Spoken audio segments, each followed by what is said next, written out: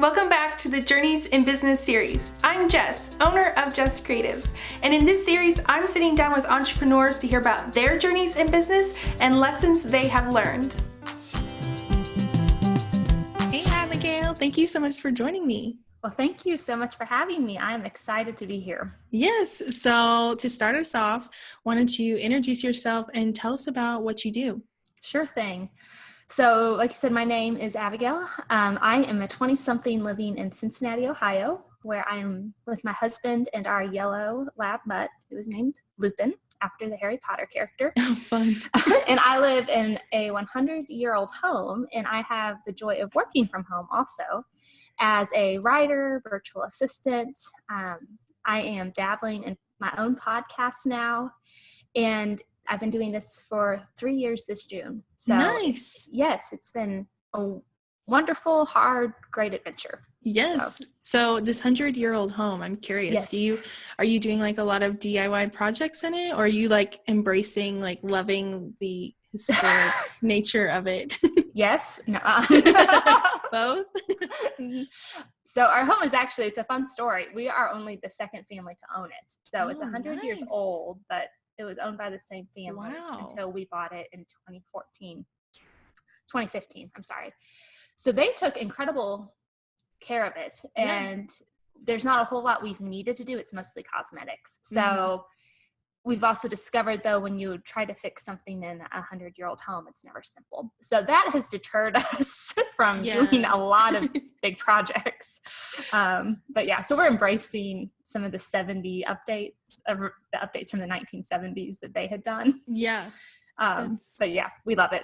That's super fun. I know that's not business related, but I love like watching fixer-upper shows. Yes. And like, I love like old historic houses. Like my house is not the least bit historic. But I love like when people buy or like live in historic homes or like do fixer-uppers. We do, like, our house is very nice, but we are like, oh, like let's change these cabinets and like do this stuff, like very cosmetic things. But it's so fun. And it's so much fun. It's a nice way to stop thinking about work. It's like another, like side project. Yes. I'll paint this room. Or this. It's like when you have a day job, your freelancing is what's on the side. And then once you start freelancing, you're like, well, now what do I do on the side? Exactly. And then you buy a house, and then the projects are never ending. Like I remember when people were like, once you start, like it's going to be hard to stop doing projects. And I was like, oh, okay. Yeah, it is. They are right. Yes, they're very right. Yeah. But it's fun. It is. I like it. Yeah. So writing and virtual assistant. So how did you get started in this? Yes. So my background is actually in agricultural communications, which is what I studied at Purdue University. And after I graduated from college, I went to work for the Indiana State Department of Agriculture and their communications department. And that was an amazing first job. But shortly after I started that job, I got engaged to my husband, and he was in Cincinnati. So I knew I'd have to leave my job, or it made the most sense because he was also in grad school at the time. Yeah. And I liked my job, but my goal was always to do freelance writing, and it just came a lot sooner than I anticipated. As marriage took me to a new city and gave me a new opportunity. Yeah. So I built some connections with a place I had interned with previously, and they needed a writer to come on. They didn't have enough work for a full-time person, but it was a great fit, and I still work with them as a contract writer. And then as things evolved, I kept looking for new little gigs. So I do stuff with a wedding website also, which has nothing to do with agriculture, but is a whole lot of fun. And that's more the virtual assistant type work. And then I have just kept at it, trying to find opportunities to write about my passions, which are food, the Midwest, theology, agriculture. Yeah. And I've enjoyed finding new outlets and publications to write for and putting myself out there. That's so cool. And so I'm from Kansas. So whenever you were like agriculture, I'm like, yep, I know all about that. Yes. I know all about that. That's like home. Not that I did anything ag related. I was in 4-H for about 1 year. Okay. And That's my track record. So like I did it literally for 1 year, and then I was like, and I mean, I was like 4th or 5th grade, but I did not like it. And so my mom was like, no, I'm not forcing you to do this another year, because it was driving her crazy trying to make me do everything. Yes. So my path to agriculture is an unconventional one. And we laugh because I'm a 4-H dropout, is what we like to say. And most of my classmates at Purdue were like 10-year 4-H members. Like all-star. And I'm like, I did scrapbooking for 2 years. Scrapbooking. Yes. Yes. Yes. I love scrapbooking. So, anyway. The only other thing, I don't know if this is considered ag related, but I took I forgot what the class was called. It was in high school. Okay. And I had to like judge meats. Oh yeah, I can't think of the name. That's definitely like related. Yeah, so I did that, and I remember my teacher being like, "You're really good at this," and I was like, "I don't want to judge meats. Like, I want to judge them cooked, or no, like it was the actual, but like just after they'd been butchered." Yeah, like it was, and it like, and I was really good at it, but I was like, I don't want to do this. I want to draw. But it was like one of those things that you had to take the class. But I was also really good. That was the same class that we did welding, and I was a very good welder. And my teacher was just like, I don't know, I think you have a future here. And I was like, nope. A Renaissance woman. Meat judger. Yeah. Welder.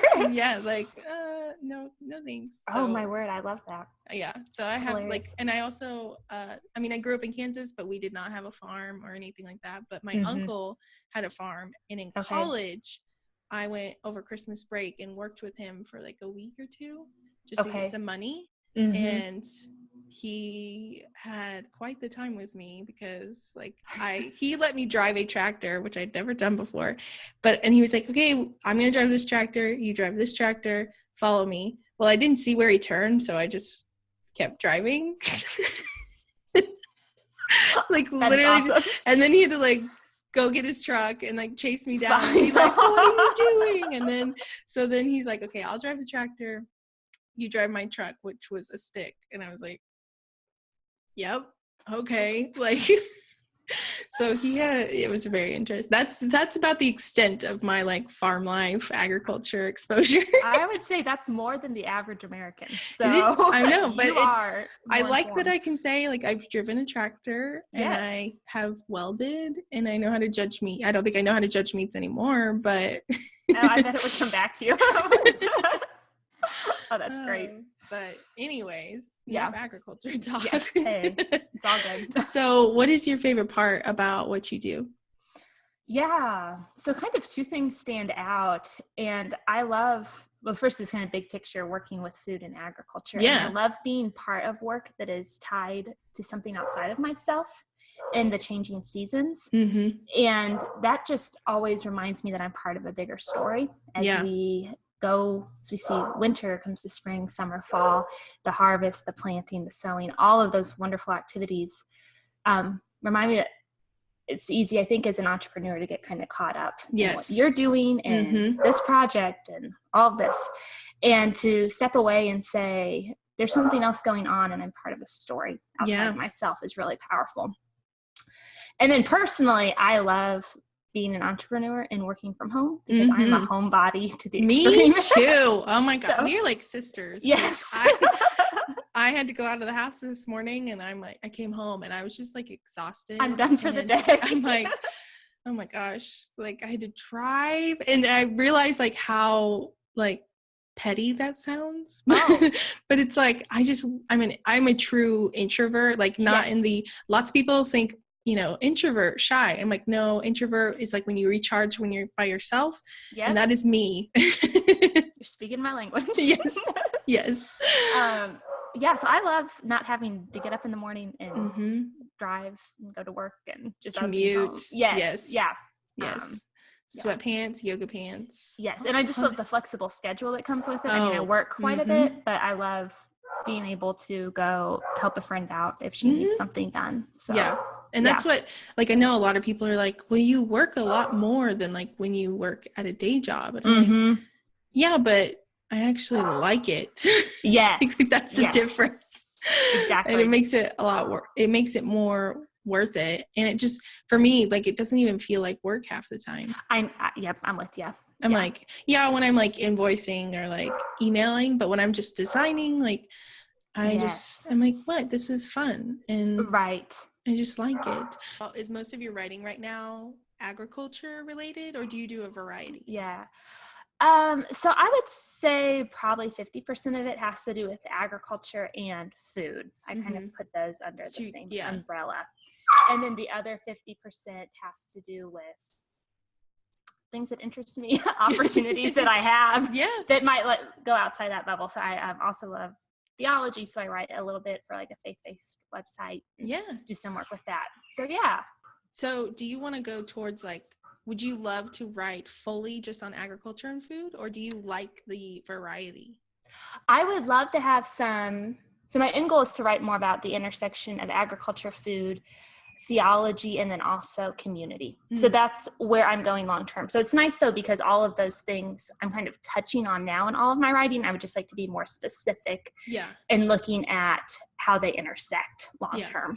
So love that. That's so cool. I like all those different facets. Like, and I think it would keep it more interesting instead, because that's how I am with design. Like, I mean, I love doing websites and logos and stuff, but if I like only did websites or only logos, I think I would eventually get really bored. Wear you out. Yes. So that's why I tell people like, I do mostly logos and websites, but I also do like books and social media graphics and like all these other random things, which keeps it really interesting. And that's why I wanted to work for myself, so I could like choose what I wanted to do. And so if I don't want to do this project, then I don't. Well, and I love writing about the intricacies of the soybean industry in Indiana. But if I was doing that 40 hours a week, that would wear me out. But I love thinking about then taking that to the next step and saying, what does some of my beliefs about faith or, society, how do those intersect with the soybean industry and looking at that. So I love that working for myself gives me the freedom to explore all these little nuances that I couldn't do easily in a 9-to-5 job. Yeah, absolutely. So what is your big why? What drives you? Yeah. So I love this question, and it got me thinking about kind of the things that are important to me and kind of my big why in life. And I have put a lot of energy, thought, time, a lot of my life into creating communities that are safe places for people, where people can come and rest and be restored and belong. And food and agriculture and all of the work I do really tie into that too, because what we eat, how we produce that food, where we find that food, are all important activities that contribute to the well-being of a community. And so in all that I do, whether it's indirectly or directly, I want to focus on creating these types of communities where people feel like they belong and have a place and are safe and can heal and be restored. So I love that. The fire in my belly. That is so powerful. And to have that, I think is really big, because I know a lot of people struggle with finding their why. Sometimes it's at the beginning, sometimes they kind of like their why changes. But it's like, I love that you just so like well articulated that. And like I can tell that you're like, that it is something you're passionate about, because I feel like sometimes people like write down their why because it's like, this is what I'm supposed to do. Like, I'm supposed to have a why. And I'll say that it's something I've grown into as I've needed time to figure out that this is my why, So if you could go back to like your first week, your first month of like working for yourself, and tell yourself something to like prepare, what would you tell yourself? Oh man. So kind of, a couple things stand out again.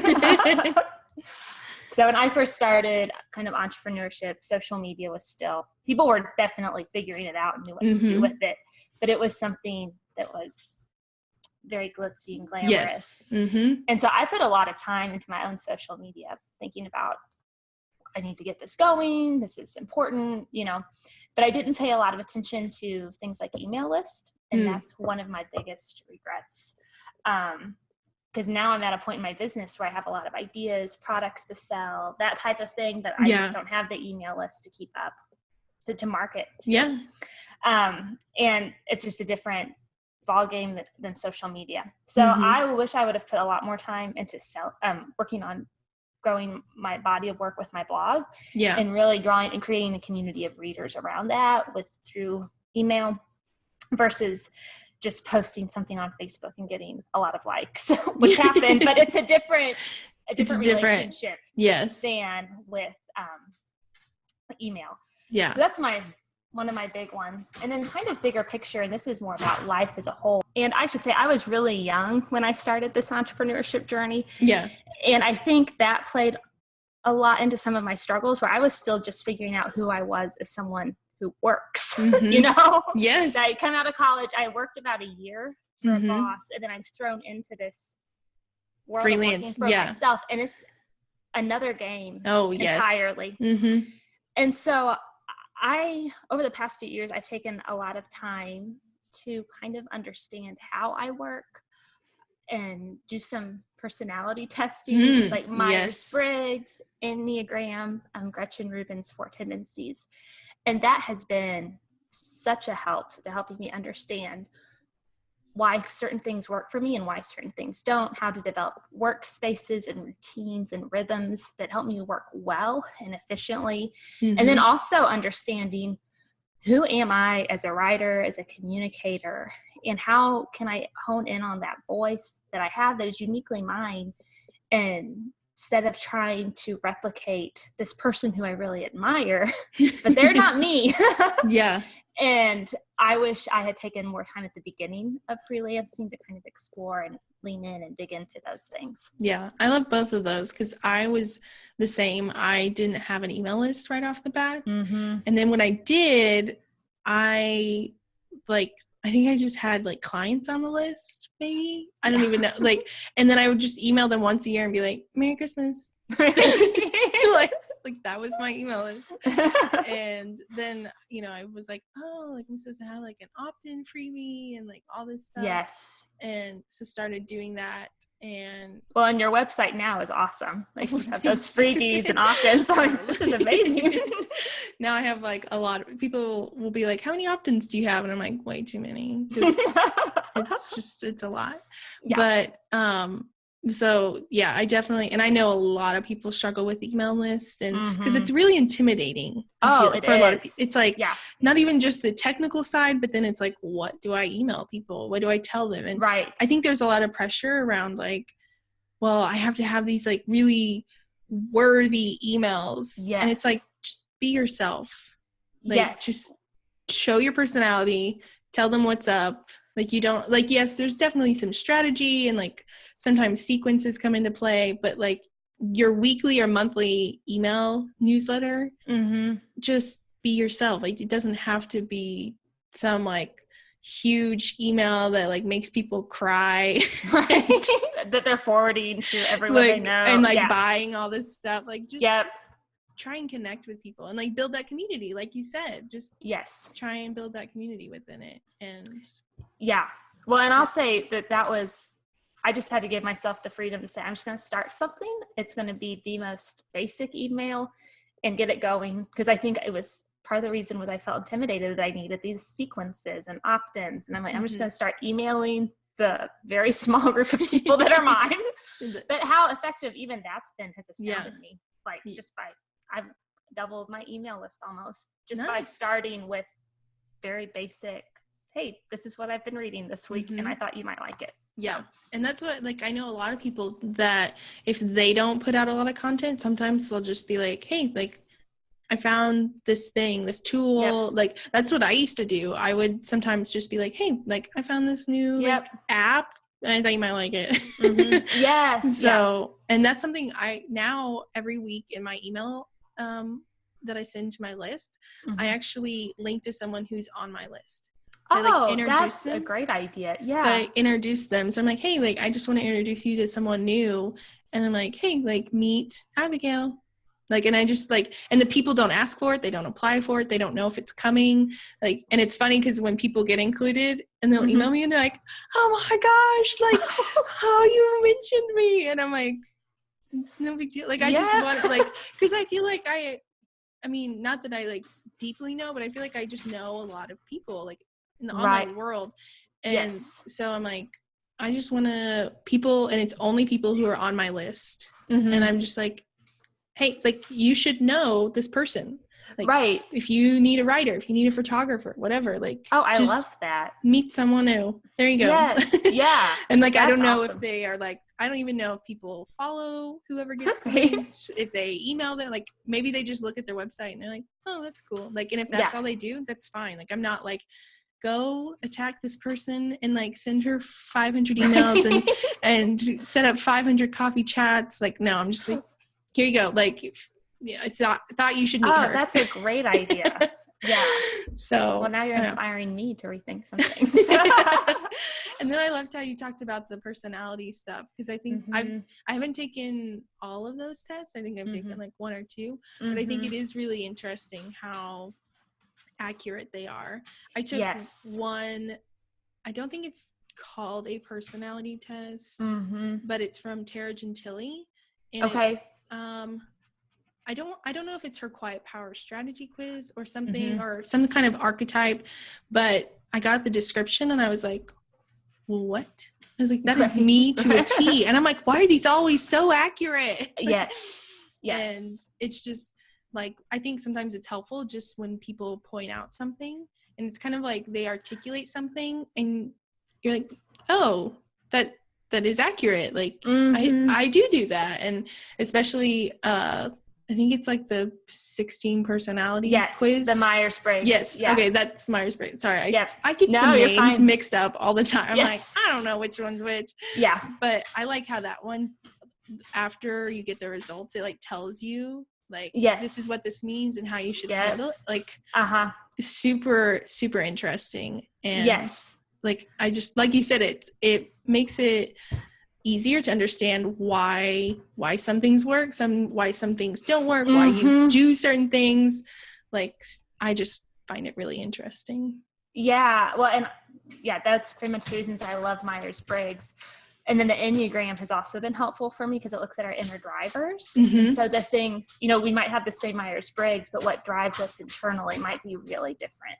Yeah. And so I love that we can it helps me understand that piece of myself too. And to design habits or writing around those types of drivers. Yeah, totally makes sense.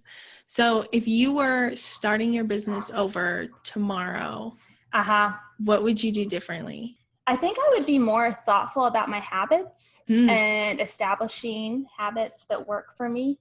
Yes.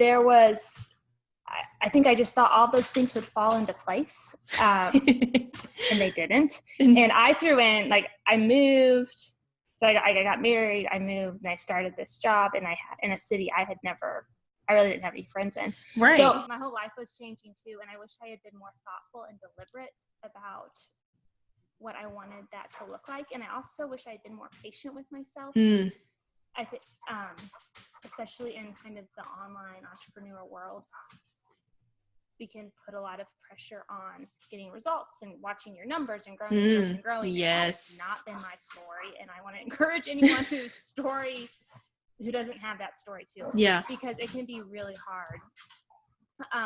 And so to be patient and to take things slowly and to think more in terms of 5 years versus next month.